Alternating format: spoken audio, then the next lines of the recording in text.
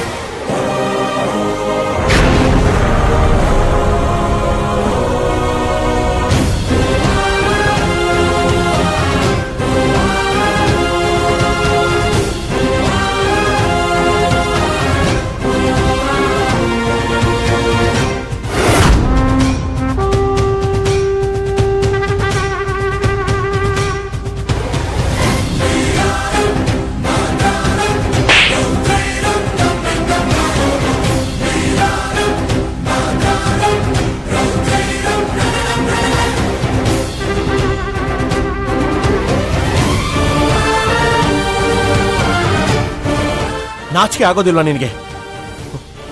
ನೀನ್ ನಡ್ಕೊಳ್ಳೋ ರೀತಿ ನೋಡಿದ್ರೆ ಕೋಪ ಬರ್ತಿತ್ತು.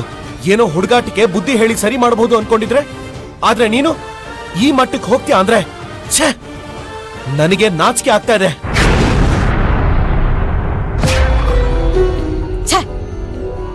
ನನ್ನ ಜೀವ ಉಳಿಸಿದ್ಯಾ ಅನ್ನೋ ಒಂದೇ ಒಂದು ಕಾರಣಕ್ಕೆ ನಮ್ಮ ಮನೆ ಒಳಗೆ ಸೇರಿಸಿ ನಿನಗೆ ಸಲಿಗೆ ಕೊಟ್ಟಿದ್ದಕ್ಕೆ ಈ ರೀತಿನ ಮಾಡೋದು ನೀನು? ಚಿಂತನ್, ನನ್ಗ್ಯಾಕೋ ಇವ್ರ ಮನೆಯವ್ರಿಗೂ ನಮಗೂ ಆಗ ಬರಲ್ಲ ಅನ್ಸುತ್ತೆ. ಬೇಡ ಮಗನೇ, ಇವ್ರ ಸಹವಾಸನೆ ನಮಗ್ ಬೇಡ. ಅಮ್ಮ, ಇವಳು ಮಾಡಿರೋ ತಪ್ಪಿಗೆ ಅವ್ರ ಮೇಲೆಲ್ಲ ಯಾಕೆ ಬ್ಲೇಮ್ ಮಾಡ್ತಾ ಇದ್ದೀರಾ? ಸುನಿಧಿ ಉಗ್ರಿನ ಯೋಗ್ಯತೆ ಸಹ ಇವಳಿಗಿಲ್ಲ. ಅವಳು ತಂಗಿ ಅಂತ ಸಾಯ್ತಾಳೆ. ಈ ತಂಗಿಗೋಸ್ಕರ ಅವಳು ಪ್ರಾಣ ಕೊಡೋಕ್ಕೂ ರೆಡಿ ಇರ್ತಾಳೆ. ಆದ್ರೆ ಇವಳಿನ್ನೂ ಚಿಕ್ಕ ಹುಡುಗಿ, ತುಂಬಾ ಇನ್ನೋಸೆಂಟ್ ಅಂತ ಅನ್ಕೊಂಡ್ಬಿಟ್ಟಿದ್ದಾಳೆ. ಇವಳು ಸ್ವಾರ್ಥಕ್ಕೋಸ್ಕರ ಅಷ್ಟೊಂದು ಪ್ರೀತಿ ಮಾಡೋ ಅಕ್ಕನಿಗೂ ಏನ್ ಮಾಡಕ್ಕೂ ಹೇಸೋದಿಲ್ಲ.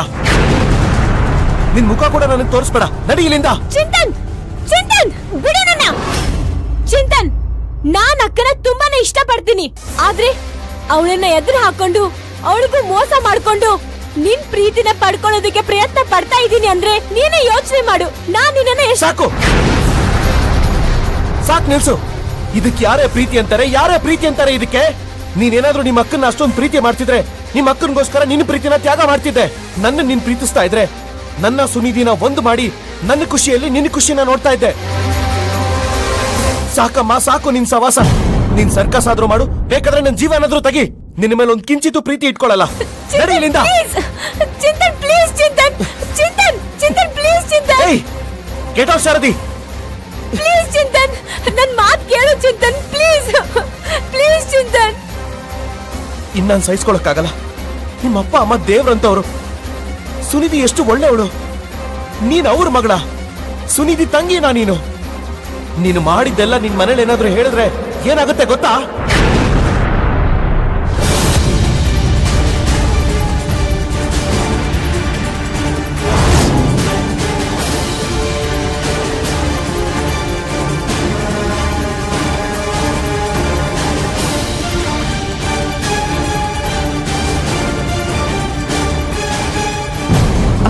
ಮಾವನ ಹತ್ರ ಹಾಗೆ ಕೇಳ್ಕೊಂಡ್ಲು. ಅಮ್ಮನ ಹಳೆ ಜೀವನ ಅಂದ್ರೆ ಏನು ಅದ್ಯಾಕೆ ನನಗೆ ಗೊತ್ತಾಗ್ಬಾರ್ದು? ಆಗ್ಲೇ ಮಾವ ಏನೋ ಹೇಳೋಕ್ ಬಂದ್ರು. ಅಮ್ಮ ಅದನ್ನ ಅವಾಯ್ಡ್ ಮಾಡಿದ್ಲು, ಮಾವನ್ನು ಕರ್ಕೊಂಡು ಹೊಟ್ಟೋದ್ಲು. ಅಲ್ಲಿ ಯಾಕೆ ಆ ಥರ ಕೇಳ್ಕೊಂಡ್ಲು? ಹಾಗಿದ್ರೆ ಏನು ನಡೆದಿದೆ ಹಿಂದೆ? ಇದನ್ನೆಲ್ಲ ತಿಳ್ಕೊಳ್ಳೋದು ಹೇಗೆ? ಅಮ್ಮನ್ನ ಡೈರೆಕ್ಟಾಗಿ ಕೇಳಿದ್ರೆ ಅವಳು ಹೇಳಲ್ಲ, ಮಾವನ ಹತ್ರನೂ ಹೇಳ್ಬೇಡ ಅಂದಿದ್ದಾಳೆ. ಸೊ ಅವರೂ ಹೇಳಲ್ಲ, ಬೇರೆನಾದರೂ ಹೇಳಿ ನನ್ನ ಹಾದಿ ತಪ್ಪಿಸ್ತಾರೆ. ಮತ್ತಿನ್ಯಾರ ಹತ್ರ ಕೇಳೋದು ನಾನು ಇದನ್ನೆಲ್ಲ? ಒಟ್ನಲ್ಲಿ ಏನೋ ಇದೆ, ಅದನ್ನು ನನ್ನಿಂದ ಮುಚ್ಚಿಡ್ತಿದ್ದಾಳೆ.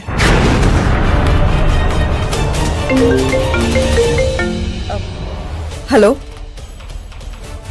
ಹಾಂ ಹೊರಟಿದ್ದೀನಿ. ನಾನು ಬರೋ ತನಕ ವೆಯ್ಟ್ ಮಾಡಿ, ಆಮೇಲೆ ಮೆಡಿಸಿನ್ ಸ್ಟಾರ್ಟ್ ಮಾಡೋರಂತೆ. ಓಕೆ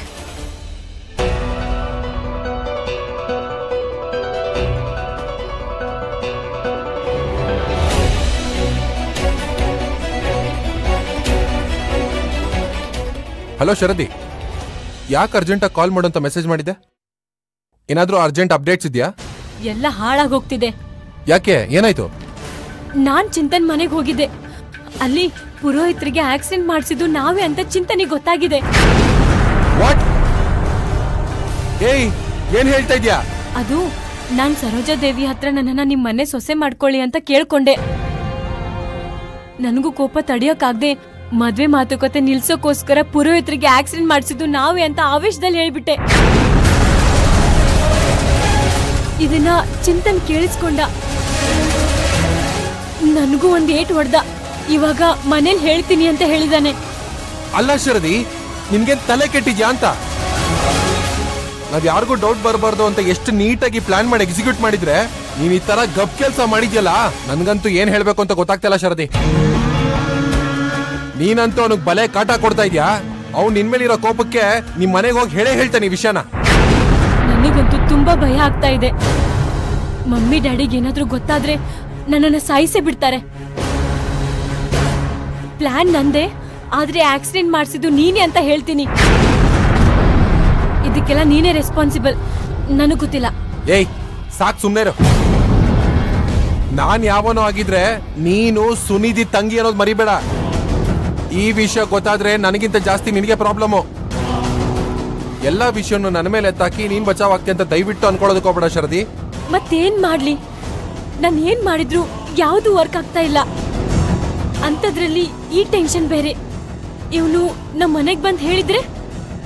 ಅವನು ಹೇಳೋದಿಲ್ಲ. ಹೇಗ್ ಬಾಯಿ ಮುಚ್ಚಿಸ್ತೀಯಾ? ನಾನು ಏನೋ ಒಂದ್ ಮಾಡಿ ಅವನ್ ಇವತ್ತು ನಿಮ್ ಮನೆಗ್ ಬರ್ದೇ ಇರೋವಾಗ ಮಾಡ್ತೀನಿ, ಸರಿನಾ? ಅಂದ್ರೆ ಚಿಂತನಿಗೇನಾದ್ರೂ ಮಾಡ್ತೀಯಾ? ಅವನಿಗೇನಾದ್ರೂ ಮಾಡಿದ್ರೆ ನಾನ್ ಸುಮ್ನೆ ಇರಲ್ಲ.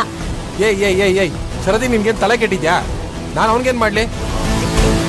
ಅವನ್ಗೇನಾದ್ರೂ ಮಾಡೋ ಹಾಗಿದ್ರೆ ನಾನು ಇಷ್ಟ ದಿವಸ ಕಾಯ್ತಾ ಇರ್ಲಿಲ್ಲ, ತಿಳ್ಕೊ.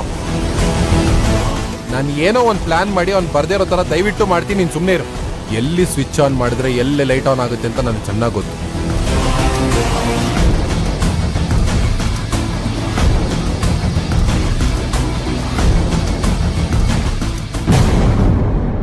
ನಮ್ಮ ಮನೇಲಿ ಮತ್ತೆ ಅದೇ ಥರ ಪ್ರಾಬ್ಲಮ್ಸ್ ಆಗ್ತಿದೆ ಸರ್. ನಮ್ಮಮ್ಮ ಏನೋ ಯೋಚನೆ ಮಾಡ್ತಾನೆ ಇರ್ತಾರೆ. ನಾನು ಅನ್ಕೊಂಡಿದ್ದೆ ಪುರೋಹಿತರಿಗೆ ಆಕ್ಸಿಡೆಂಟ್ ಆಗಿರೋದೇ ರೀಸನ್ನು ಅಂತ. ಆದರೆ ಇವಾಗ ಅನ್ನಿಸ್ತಾ ಇದೆ ಅವ್ರಾಗಿರೋದಕ್ಕೆ ಕಾರಣ ಅದಲ್ಲ ಅಂತ. ಬೇರೆ ಏನಿರುತ್ತಮ್ಮ, ನಿನ್ನ ಮದುವೆ ಬಗ್ಗೆ ಅವರು ತುಂಬ ಕನಸುಗಳನ್ನ ಕಟ್ಕೊಂಡಿದ್ದಾರೆ.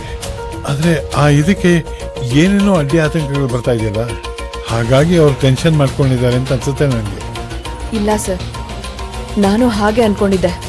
ಆದರೆ ಅವ್ರ ಮನ್ಸಲ್ಲಿ ಏನೋ ಕೊರಿತಾ ಇದೆ. ಅವ್ರು ನನ್ನಿಂದ ಏನೋ ಮುಚ್ಚಿಡಕ್ ಪ್ರಯತ್ನ ಪಡ್ತಿದ್ದಾರೆ ಅನ್ಸ್ತು. ನಿನ್ನಿಂದ ಮುಚ್ಚಿಡ್ತಾ ಇದ್ದಾರ? ಏನದು? ಅದೇನು ಅಂತ ನನಗೂ ಗೊತ್ತಿಲ್ಲ ಸರ್. ಆದರೆ ಅವ್ರು ಯಾವಾಗಲೂ ಏನೋ ಯೋಚನೆ ಮಾಡ್ತಿರ್ತಾರೆ. ಮೊನ್ನೆ ಊರಿಂದ ಮಾವ ಬಂದಾಗ್ಲೂ ಅಷ್ಟೇ ಅವ್ರ ಹತ್ರ ಗುಟ್ಟಾಗಿ ಏನೋ ಮಾತಾಡ್ತಾ ಇದ್ರು. ಏನೋ ಒಂಥರ ನನಗೆ ಅರ್ಥ ಆಗ್ಬಾರ್ದು ಅನ್ನೋ ರೀತಿ ಹೇಳಿದ್ರು. ಅದೇನು ಅಂತ ನನಗೆ ಗೊತ್ತಾಗ್ಲೇ ಇಲ್ಲ. ಹೌದಾ? ಹಾಗಾದ್ರೆ ಪುಟಿ, ನಿಮ್ಮಮ್ಮನ ಮನಸ್ಸು ತುಂಬ ಸೂಕ್ಷ್ಮ ಅನ್ಸುತ್ತೆ ನನಗೆ.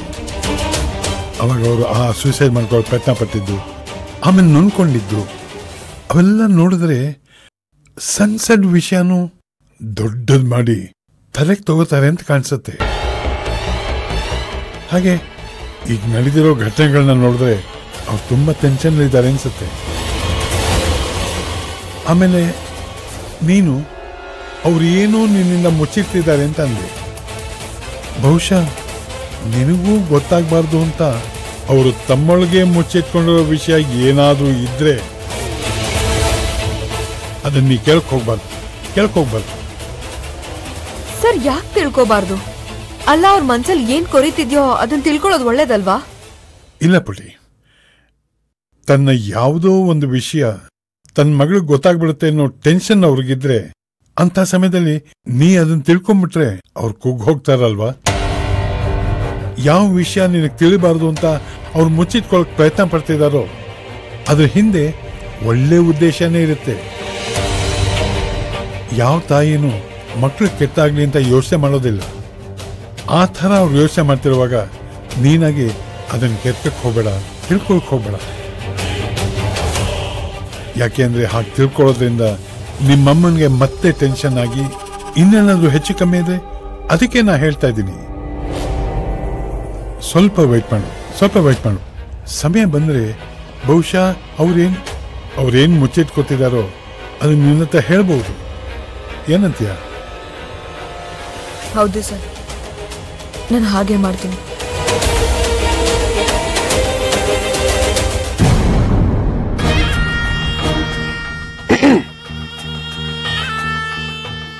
ಏನು ವಾಸಂತಿ ಅವರು ತುಂಬಾ ಡೀಪ್ ಆಗಿ ಯೋಚನೆ ಮಾಡ್ತಿರೋ ಹಾಗಿದೆ. ನೀನ್ ಯಾಕೆ ಬಂದೆ ಇಲ್ಲಿಗೆ? ನಮ್ಮ ಮನೇನ ಏನ್ ತಿಳ್ಕೊಂಡಿದ್ಯಾ ನೀನು? ದನದ ಕೊಟ್ಟಿಗೆ ಅನ್ಕೊಂಡಿದ್ಯಾ? ಇಷ್ಟ ಇದ್ದಾಗ ಬರಕ್ಕೆ ಹೋಗಕ್ಕೆ? ಕರೀದೆ ಬರೋರ್ನ ಮರ್ಯಾದೆ ಇಲ್ದೇ ಇರೋರು ಅಂತಾರೆ, ತಿಳ್ಕೊ. ಮರ್ಯಾದೆ ಇಲ್ದೇ ಇದ್ರೇನು ಆಂಟಿ? ನನಗೆ ಸುನಿಧಿ ಬೇಕು. ನಾನು ಒಂದ್ಸಲ ಅಲ್ಲ 1000 ಸಲ ಬೇಕಾದ್ರೂ ಬಂದು ಹೋಗ್ತೀನಿ. ಏನೀಗ ನನ್ನ ಆಚೆ ಹಾಕ್ತೀರಾ? ಹಾಕಿ. ನೀವು ನನ್ನ ಆಚೆ ಹಾಕಿದ್ರೆ ನಾನು ನನಗ್ ಗೊತ್ತಿರೋ ಸತ್ಯನ ಆಚೆ ಹಾಕ್ತೀನಿ. ಏನ್ ಮಾಡ್ತೀರಾ ನೋಡಿ. ನೀನ್ ಯಾಕೆ ಬಂದೆ ಇಲ್ಲಿಗೆ? ಮೊದ್ಲು ಅದನ್ನ ಹೇಳು. ನನಗೆ ನಿಮ್ಮಿಂದ ಒಂದು ಚಿಕ್ಕ ಹೆಲ್ಪ್ ಆಗ್ಬೇಕು. ನೀವೀಗ್ಲೇ ನಿಮ್ ಫೋನಿಂದ ಚಿಂತನೆಗೆ ಫೋನ್ ಮಾಡಿ ಇವತ್ತಿಂದ ನಮ್ಮ ಮನೆ ಕಾಲಿಡಬೇಡಪ್ಪ ಅಂತ ಹೇಳ್ಬೇಕು. ಚಿಂತನ್ ಏನ್ ಮಾಡಿದಾನೆ ಅಂತ ನಾನು ಅವ್ನಿಗೆ ಹಾಗೆ ಹೇಳಿ? ಹಾಗೆ ಯೋಚನೆ ಮಾಡಿದ್ರೆ ನೀನೇ ನಮ್ಮ ಮನೆ ಒಳಗೆ ಕಾಲಿಡಬಾರ್ದು. ಏನು ಇವತ್ತಿನ ಮಾತಿನ ಶೈಲಿನೇ ಬದಲಾಗಿದೆಯಲ್ಲ, ತುಂಬಾ ಧೈರ್ಯ ಬಂದಿರೋ ಹಾಗಿದೆ. ನೋಡ್ದಿಕ್ಕೆ ನೀನ್ ನನ್ನ ತಾಳ್ಮೆನ ಪರೀಕ್ಷೆ ಮಾಡ್ತಿದ್ಯಾ? ನನಗೂ ಸಾಕಾಗೋಗಿದೆ. ಹೆದರ್ತಾ ನನಗೆ ಬದುಕೋದಕ್ಕೆ ಸಾಧ್ಯನೇ ಇಲ್ಲ. ನಿನಗೆ ನನ್ನ ಕತೆ ಗೊತ್ತಲ್ಲ, ಮತ್ತೆ ನನ್ಗೆ ಹುಚ್ಚಿಡಿಸ್ಬೇಡ. ಅದನ್ನೇ ಆಂಟಿ ನಾನು ಹೇಳ್ತಾ ಇರೋದು. ಸುಮ್ನೆ ನನ್ನನ್ನು ಹೆದರ ಹಾಕೊಂಡು ಹುಚ್ಚಿ ಆಗ್ಬೇಡಿ ಅಂತ. ನೋಡಿ, ನೀವು ನಾನ್ ಹೇಳ್ದಾಗ ಕೇಳಿದ್ರೆ ಜೀವನ ಪೂರ್ತಿ ಖುಷಿಯಾಗಿ ಸುಖವಾಗಿ ಸಂತೋಷವಾಗಿರ್ತೀರಾ. ನಾನ್ ಹೇಳ್ದಾಗ ಕೇಳ್ದೆ ಇದ್ದಲ್ಲಿ ನಾನು ಏನ್ ಮಾಡ್ತೀನಿ ಹೇಳಿ? ಈ ವಿಷಯನೆಲ್ಲ ನಾನು ಸುನಿಧಿಗೆ ಹೇಳ್ತೀನಿ. ಸುನಿಧಿಗೆ ಗೊತ್ತಾದ್ರೆ ಏನ್ ಮಾಡ್ತಾರೆ ಹೇಳಿ? ನಿಮ್ಮನ್ನಂತೂ ಪಕ್ಕ ದೂರ ಮಾಡ್ತಾರೆ. ಆಗ ನೀವು ಖಂಡಿತ ಹುಚ್ಚಿ ಆಗ್ತೀರಾ. ಆಂಟಿ, ವಿಷಯ ತುಂಬಾ ಸಿಂಪಲ್ ಆಗಿದೆ. ಚಾಯ್ಸ್ ನಿಮಗ್ ಬಿಟ್ಟಿದ್ದು. ನಿಮ್ಮ ಮೊಬೈಲಲ್ಲಿ ಹಾ ಇದೆ. ಈಗ ನೀವೇನ್ ಮಾಡ್ಬೇಕು ಅಂತಂದ್ರೆ ನಿಮ್ಮ ಮೊಬೈಲಿಂದ ಚಿಂತನಕ್ಕೆ ಕಾಲ್ ಮಾಡಿ ಇನ್ಮೇಲಿಂದ ನೀನು ಈ ಮನೆಗೆ ಬರ್ಬೇಡಪ್ಪ ಅಂತ ಹೇಳ್ಬೇಕು. ನೀವು ಹಾಗೆ ಮಾಡಿಲ್ಲ ಅಂತಂದ್ರೆ ನನ್ನ ಹತ್ರ ಸುನಿಧಿ ನಂಬರ್ ಇದೆ. ನಾನ್ ಫೋನ್ ಮಾಡಿ ಸುನಿಧಿಗೆಲ್ಲ ವಿಷಯ ಹೇಳ್ಬೇಕಾಗತ್ತೆ. ನೀವು ಚಿಂತನಕ್ಕೆ ಕಾಲ್ ಮಾಡ್ತೀರಾ ಇಲ್ಲ ನಾನು ಸುನಿಧಿಗೆ ಕಾಲ್ ಮಾಡ್ಲಾ? ಚಾಯ್ಸ್ ನಿಮ್ದಿದೆ. ಬೇಗ ಬೇಗ ಯೋಚನೆ ಮಾಡಿ.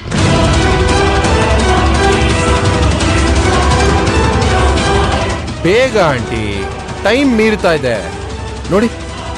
ನಿಮ್ ಫೋನ, ನನ್ನ ಫೋನ, ಚಿಂತನ, ಸುನಿಧಿನ.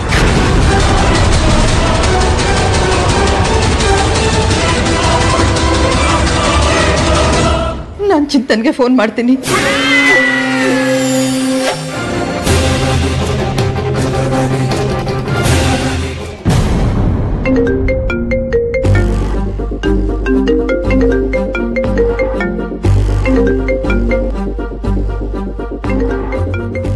Aunty call ಮಾಡ್ತಿದಾರಲ್ಲ.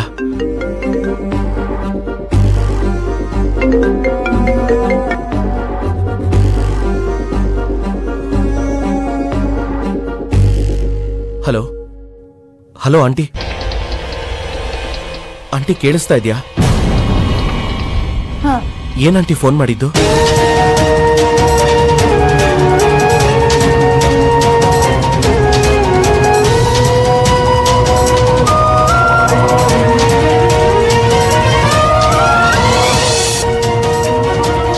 ಚಿಂತನ್, ಅದು ಹಾ ಹೇಳಿ ಆಂಟಿ. ಚಿಂತನ್, ನೀನು ಮುಂದೆ ನಮ್ಮನೆ ಬರಬೇಡ. ಏನಂದ್ರೆ ಆಂಟಿ? ಚಿಂತನ್, ಇನ್ ಮುಂದೆ ನೀನ್ ನಮ್ಮನೆಗೆ ಬರಬೇಡ. ದಯವಿಟ್ಟು ನಮ್ಮಿಂದ ದೂರ ಇದ್ಬಿಡು ಅಷ್ಟೇ. Hello hello hello aunty.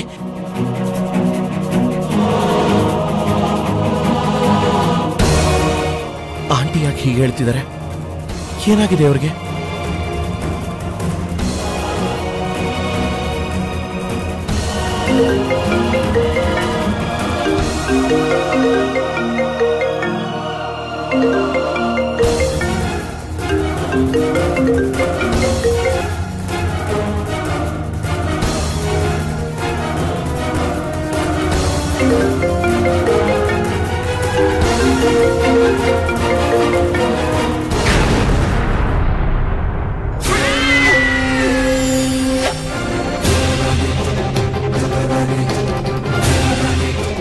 Aunty phone ಯಾಕೆ ಕಟ್ ಮಾಡ್ತಿದ್ದಾರೆ? Something is wrong.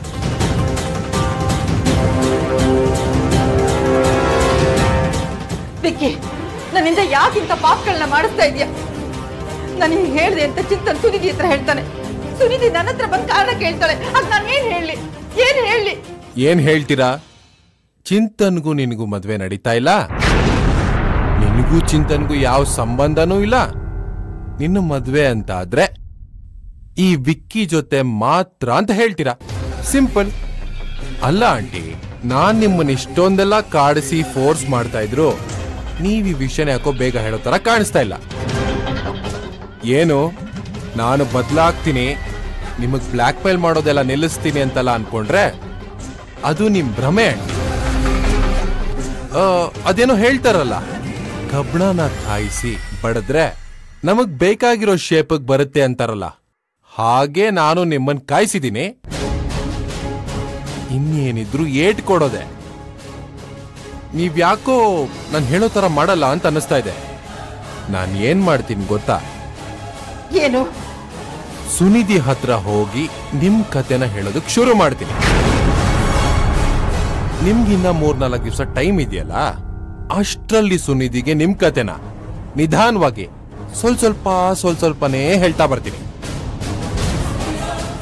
ಅಷ್ಟಾದ್ಮೇಲೂ ನೀವೇನೂ ಮಾಡದೆ ಸುಮ್ಮನೆ ಇದ್ರೆ ಚಾಪ್ಟರ್ ಕ್ಲೋಸ್. ನಿಮ್ ಪೂರ್ತಿ ಕತೆ ಹೇಳ್ಬಿಡ್ತೀನಿ.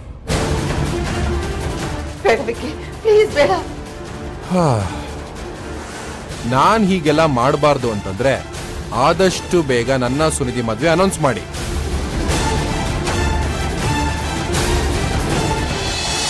ನೀವು ಹಾಗೇನಾದ್ರೂ ಮಾಡದೇ ಇದ್ರೆ ನಾನು ಮನುಷ್ಯನೇ ಆಗಿರಲ್ಲ, ಮೃಗ ಆಗಿರ್ತೀನಿ.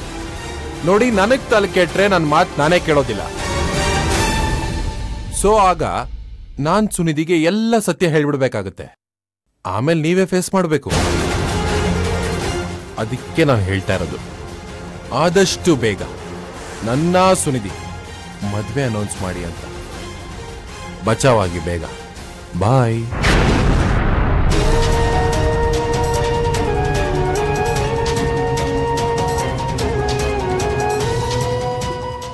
ನನ್ನ ಕರ್ಮ. ಅಯ್ಯೋ ದೇವ್ರೇ, ನನಗೇನ್ ಮಾಡ್ಲಿ? ಏನ್ ಮಾಡ್ಲಿ?